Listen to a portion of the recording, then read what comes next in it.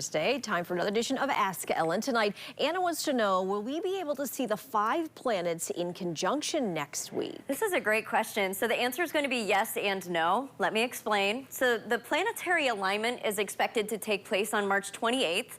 Alignments happen when planets gather on our side of the sun, allowing them to be illuminated in our nighttime sky.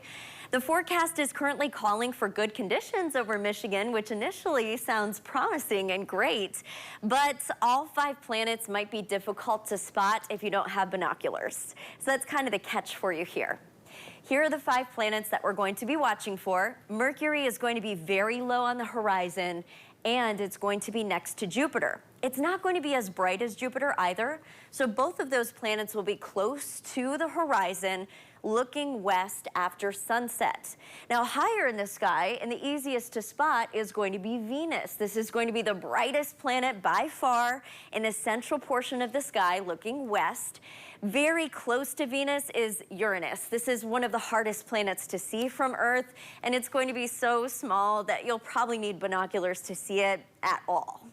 Now, the last planet in the conjunction is Mars. This is going to be more in the southwestern sky, closer to the moon, and higher up on the horizon. So if we look at how these will play out, the moon will be about here near Mars, Venus the brightest, Uranus hard to spot, and Mercury and Jupiter will be close to the horizon on the 28th. So yeah, you might be able to spot it, but you'll need a little luck along with low light in order to see all 5. And binoculars. We'll get those too. And binoculars, all right. yes. Thanks, Ellen. If you have a question for Ellen, send it over to the 7 at woodtv.com.